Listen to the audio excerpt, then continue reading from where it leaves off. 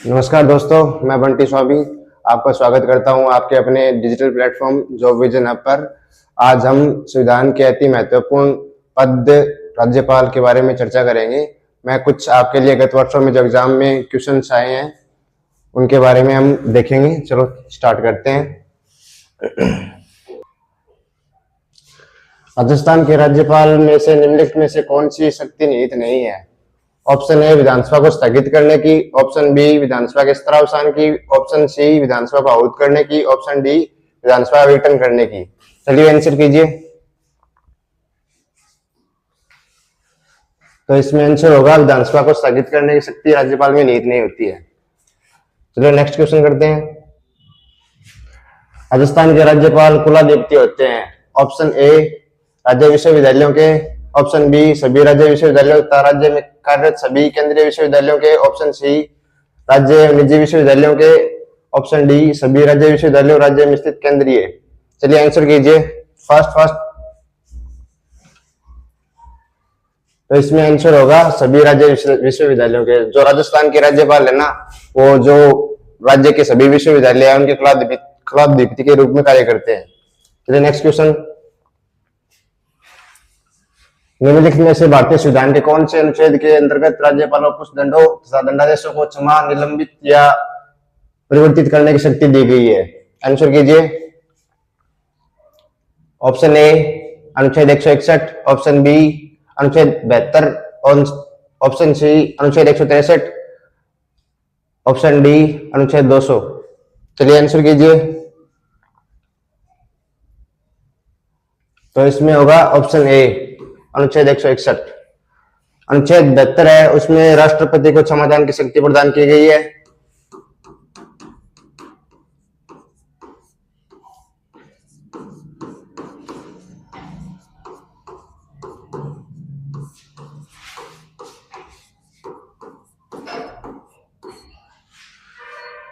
अनुच्छेद 163, इसमें जो राज्यपाल होता है ना, उनको सलाह मशविरा के लिए मंत्रिपरिषद होती है। अनुच्छेद 200, इसमें राज्यपाल है ना, विधेयक को राष्ट्रपति के विचारार्थ सुरक्षित रख सकता है। ठीक है, चलिए नेक्स्ट क्वेश्चन करते हैं। निम्नलिखित में से किस संविधान संशोधन अधिनियम में एक ही व्यक्ति को 2 या 2 से अधिक राज्यों का राज्यपाल बनाने संबंधी प्रावधान किया गया है? चलिए आंसर कीजिए। ऑप्शन ए चौथे संविधान संशोधन में, ऑप्शन बी 7वें संविधान संशोधन में, ऑप्शन सी 11वें संविधान संशोधन में, ऑप्शन डी 24वें संविधान संशोधन में। आंसर कीजिए। तो इसका राइट आंसर है ऑप्शन बी 7वें संविधान संशोधन में। 57 के अंतर्गत राज्यपाल नियुक्त होने के लिए निर्धारित योग्यता है। राज्यपाल की योग्यताएं बतानी है, कौन सी है इनमें, कौन सी नहीं है। ऑप्शन ए भारत का नागरिक होना चाहिए, ऑप्शन बी वह अन्य किसी लाभ के पद पर नहीं होना चाहिए, ऑप्शन सी वह संसद अथवा राज्य विधानमंडल का सदस्य नहीं होना चाहिए, ऑप्शन डी उपयुक्त सभी। आंसर कीजिए भाई। तो इसमें योग्यता होगी वो होगा वह भारत का नागरिक होना चाहिए। ये दोनों है ना, ये दोनों है जो राज्यपाल की शर्तें होती हैं, वो है। ठीक है, नेक्स्ट क्वेश्चन। राजस्थान में आखिरी बार जब राष्ट्रपति शासन लगाया गया तब राज्यपाल कौन थे? Option A Vasantrao Patil, option B M Channa Reddy और option C Raghukul Tilak, D Devi Prasad Chattopadhyay. Answer कीजिए। तो इस 7th का आंसर होगा option B M Channa Reddy. Next question. संविधान के अनुच्छेद 213 के अनुसार राज्यपाल का अध्यादेश जारी करने का अधिकार है। आंसर कीजिए भाई। ऑप्शन ए संविवेकीय है, ऑप्शन बी कार्यपालिका, ऑप्शन सी यह शक्ति मंत्रिमंडल के परामर्श से प्रयुक्त की जाती है, ऑप्शन डी केंद्र सरकार के परामर्श से। आंसर कीजिए फास्ट। तो इसका ऑप्शन सी राइट आंसर होगा, यह शक्ति मंत्रिमंडल के परामर्श से प्रयुक्त की जाती है। Next question. संविधान में ऐसे कौन से कारण का उल्लेख किया गया है जिसके आधार पर राज्यपाल को उससे पद से हटाया जा सकता है? आंसर कीजिए। ऑप्शन ए संविधान का अतिक्रमण करने पर, ऑप्शन बी सिद्ध और कदाचार के आधार पर, ऑप्शन सी ए और बी दोनों, और डी उपयुक्त में से कोई नहीं। आंसर कीजिए भाई। तो इसका आंसर होगा ऑप्शन ए और बी दोनों। नेक्स्ट क्वेश्चन, भारतीय संविधान के अनुच्छेद एवं उससे संबंधित विषय वस्तु के संदर्भ में निम्नलिखित में से कौन सा एक युग्म सही सुमेलित है? अनुच्छेद बताने हैं कौन सा सही सुमेलित है या कौन सा नहीं है। अनुच्छेद 159 राज्यपाल द्वारा शपथ एवं प्रतिज्ञान, अनुच्छेद 176 राज्यपाल द्वारा विशेष संबोधन, अनुच्छेद 201 राज्यपाल की अध्यादेश जारी करने की शक्ति और अनुच्छेद 233 राज्यपाल द्वारा जिला न्यायाधीशों की नियुक्ति।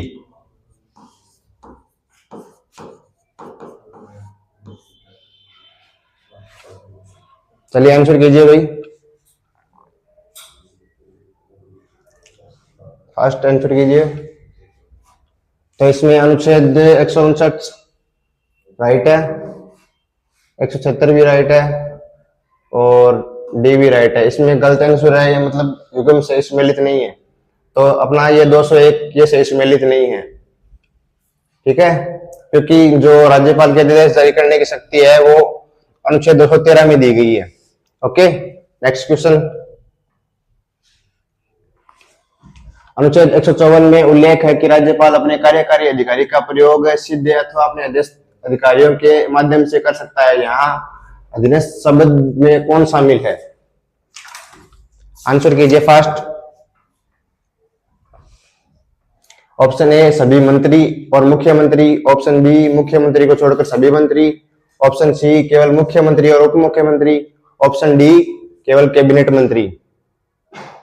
आंसर कीजिए। तो इसका राइट आंसर होगा ऑप्शन ए सभी मंत्री और मुख्यमंत्री, जो कि अधीनस्थ कर्मचारी के रूप में कार्य करते हैं। चलिए 12 क्वेश्चन करते हैं। निम्नलिखित कथनों पर विचार कीजिए एवं नीचे दिए गए फोटो का प्रयोग करते हुए सही उत्तर का चयन कीजिए। ऑप्शन ए राज्यपाल अपना पद ग्रहण करने से पूर्व शपथ लेगा या प्रतिज्ञान करेगा। ऑप्शन बी राज्यपाल की शपथ या प्रतिज्ञान का प्रारूप भारतीय संविधान की तीसरी अनुसूची में नहीं है। ऑप्शन सी राज्यपाल उच्च न्यायालय के मुख्य न्यायमूर्ति या उसकी अनुपस्थिति में वरिष्ठतम न्यायाधीश के समक्ष शपथ या प्रतिज्ञान करेगा। ऑप्शन डी राज्यपाल की शपथ या प्रतिज्ञान की प्रक्रिया भारतीय संविधान के अनुच्छेद 159 में दी गई है। चलिए आंसर कीजिए भाई, आंसर कीजिए। ऑप्शन ए राज्यपाल अपना पद ग्रहण करने से पूर्व शपथ लेगा या प्रतिज्ञान करेगा, ये सही है।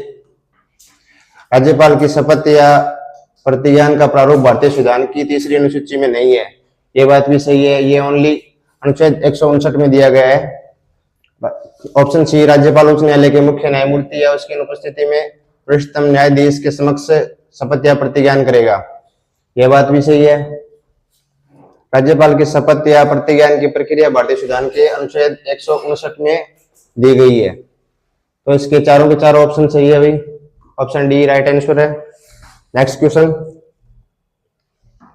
राजस्थान के राज्यपाल से संबंधित निम्न तथ्यों का पर विचार कीजिए। यह उसकी योग्यताएं दी गई है भाई, आंसर कीजिए। ऑप्शन ए उसे भारत का नागरिक होना चाहिए। ऑप्शन बी उसकी आयु कम से कम 35 वर्ष होनी चाहिए। ऑप्शन सी उसमें लोकसभा का सदस्य बनने की योग्यता होनी चाहिए। ऑप्शन डी वह एक से अधिक राज्यों का राज्यपाल हो सकता है। चलिए आंसर कीजिए भाई, आंसर कीजिए जल्दी से। तो इसमें ऑप्शन ए उसे भारत का नागरिक होना चाहिए, सही बात है। ऑप्शन बी उसकी आयु कम से कम 35 वर्ष होनी चाहिए, ये भी सही है। उसे लोकसभा का सदस्य बनने की योग्यता होना चाहिए, ये गलत है भाई। वह एक से अधिक राज्यों का राज्यपाल हो सकता है, ऑब्वियसली हो सकता है। तो इसमें ऑप्शन ए बी और डी 1 2 4 सही है। चलिए नेक्स्ट क्वेश्चन करते हैं। निम्नलिखित में से किसकी नियुक्ति राज्यपाल द्वारा नहीं की जाती है? क्वेश्चन ध्यान से पढ़ना। निम्नलिखित में से किसकी नियुक्ति राज्यपाल द्वारा नहीं की जाती है? आंसर कीजिए। ऑप्शन ए है राज्य मंत्री परिषद, ऑप्शन बी है राज्य महाधिवक्ता और ऑप्शन सी है राज्य पुलिस कर्मचारी और ऑप्शन डी है राज्य लोक सेवा आयोग के सदस्य।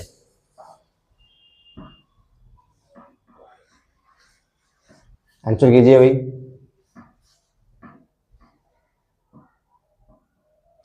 तो यहाँ पे नहीं की जा सकती है, पूछा है तो राज्य पुलिस कर्मचारी होगा।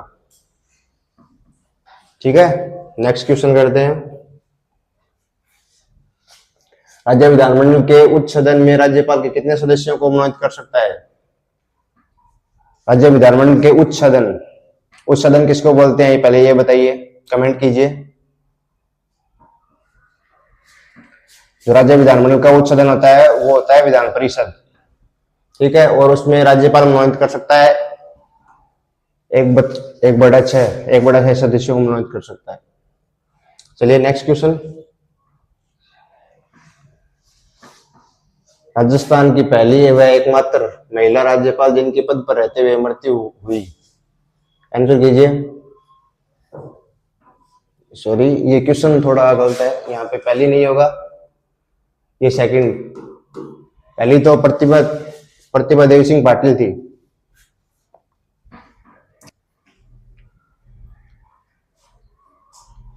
प्रतिभा देवी सिंह पाटिल थे, फर्स्ट है, तो यहाँ पे आंसर होगा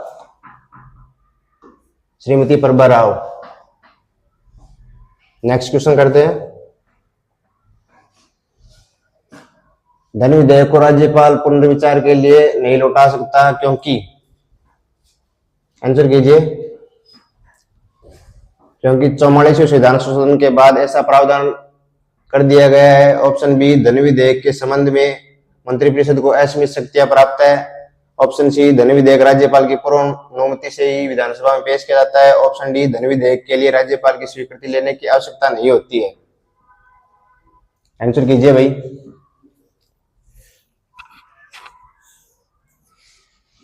तो इसमें आंसर होगा सी, धन विधेयक को राज्यपाल के पुनर्विचार के लिए नहीं लौटा सकते क्योंकि धन विधेयक है ना, राज्यपाल की अनुमति से विधानसभा में पेश किया जाता है। ठीक है, नेक्स्ट क्वेश्चन करते हैं। राज्य में केंद्र सरकार का प्रतिनिधि होता है, ये तो ऑब्वियस क्वेश्चन है, सभी को आना चाहिए। जल्दी कमेंट कीजिए, जल्दी कमेंट कीजिए भाई। तो इसका आंसर होगा राज्यपाल। नेक्स्ट क्वेश्चन, निम्नलिखित में से कौन सा विकल्प असंगत है? ऑप्शन ए, राज्य सरकार के सभी कार्य राज्यपाल के नाम से किए जाते हैं। ऑप्शन बी, महाधिवक्ता राज्यपाल के प्रसाद पर्यंत अपना पद धारण करते हैं। ऑप्शन सी, मुख्यमंत्री महाधिवक्ता को नियुक्त करता है तथा वेतन निर्धारित करता है। ऑप्शन डी, राज्यपाल मुख्यमंत्री से राज्य के प्रशासन या किसी भी प्रस्तावित विधान को जानकारी मांग सकता है। आंसर कीजिए भाई, जल्दी आंसर कीजिए।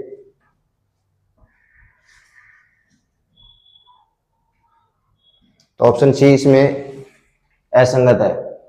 मुख्यमंत्री है वो महाधिवक्ता की नियुक्ति नहीं करता है, महाधिवक्ता की नियुक्ति राज्यपाल द्वारा की जाती है और महाधिवक्ता का जो विवरण है वो अनुच्छेद 165 के अंतर्गत दिया गया है। ठीक है, नेक्स्ट क्वेश्चन करते हैं।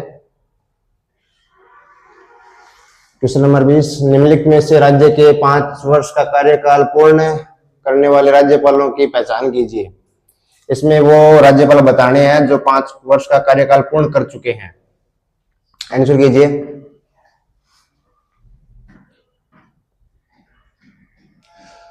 आंसर कीजिए फर्स्ट।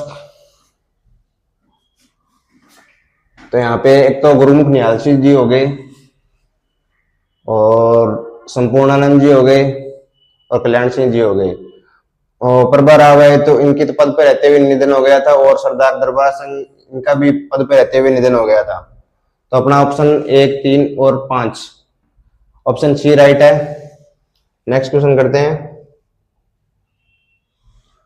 राजस्थान में पहली बार राष्ट्रपति शासन किस कारण लगाया गया था? राजस्थान में पहली बार जो 1967 में राष्ट्रपति शासन लगा था वो किस कारण से लगा था, यही पूछ रहा है। आंसर कीजिए। ऑप्शन ए, लोकसभा चुनाव में सत्तारूढ़ कांग्रेस पार्टी की हार के कारण। ऑप्शन बी, लोकसभा चुनाव में सत्तारूढ़ जनता पार्टी की हार के कारण। ऑप्शन सी, चुनाव में किसी भी दल को स्पष्ट बहुमत प्राप्त नहीं होने के कारण। ऑप्शन डी, बाबरी मस्जिद के टूटने के बाद उपजी परिस्थितियों के कारण। चलिए आंसर कीजिए भी फास्ट।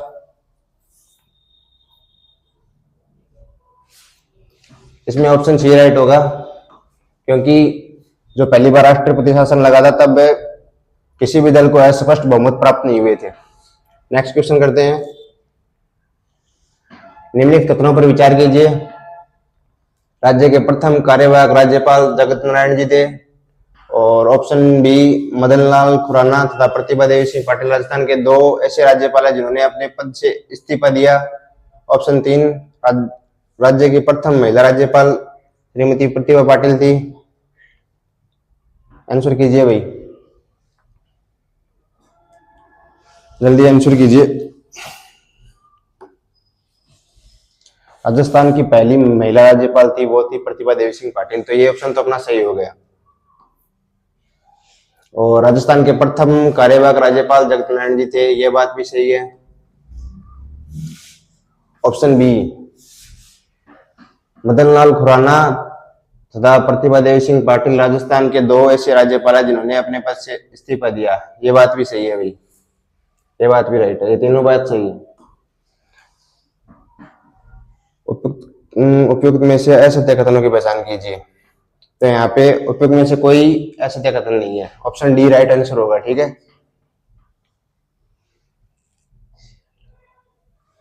ऑप्शन क्वेश्चन नंबर 23 राज्यपाल के संदर्भ में सत्य कथन है। ऑप्शन ए राज्यपाल अपना पद ग्रहण करने से पूर्व शपथ लेगा या प्रतिज्ञान करेगा। ऑप्शन बी राज्यपाल उच्च न्यायालय के मुख्य न्यायमूर्ति है, उसकी अनुपस्थिति में वरिष्ठतम न्यायाधीश के समक्ष शपथ या प्रतिज्ञान करेगा। ऑप्शन सी शपथ या प्रतिज्ञान की प्रक्रिया भारतीय संविधान के अनुच्छेद 159 में दी गई है। चलिए आंसर कीजिए जल्दी से, आंसर कीजिए। तो क्वेश्चन नंबर 23 का राइट आंसर होगा ऑप्शन डी। ठीक है, सत्य कथन पूछे गए हैं, सभी की सभी सही है। नेक्स्ट क्वेश्चन, जारी करने की संबंधित शक्तियों के संबंध में निम्नलिखित में से कौन सा कथन सही है। ऑप्शन ए इन शक्तियों का उल्लेख अनुच्छेद 213 में है। ऑप्शन बी राज्यपाल राज्य मंत्रिपरिषद की सलाह से अध्यादेश जारी कर सकता है। ऑप्शन 3 यह राज्य विधानसभा की विधायी शक्तियों के साथ सहयोजित है। और ऑप्शन 4 अध्यादेश केवल राज्य विधानसभा के अवसान के समय ही जारी किया जा सकता है, न कि राज्य विधान परिषद के अवसान के समय। और ऑप्शन 5 हो गया, ये राज्यपाल द्वारा अध्यादेश को कभी भी वापस लिया जा सकता है। चलिए आंसर कीजिए भी फास्ट। तो इसमें ऑप्शन 1 ये 3 सही है, यहाँ पे ऑप्शन सी सही होगा। नेक्स्ट क्वेश्चन करते हैं। भारतीय नवाचार प्रोटोकॉल के अनुसार अग्रता क्रम में निम्नलिखित में से सबसे पहले कौन आएगा। मतलब जो भारतीय नवाचार प्रोटोकॉल है उसके हिसाब से सबसे ऊपर कौन है। आंसर कीजिए फास्ट, आंसर कीजिए भी जल्दी। तो यहाँ पे अपने राज्य में राज्यपाल ये सबसे मतलब अग्रता क्रम में आएगा। तो स्टूडेंट्स आज के लिए इतना ही, और अगर आपको वीडियो अच्छी लगी तो लाइक सब्सक्राइब और शेयर कीजिएगा। धन्यवाद।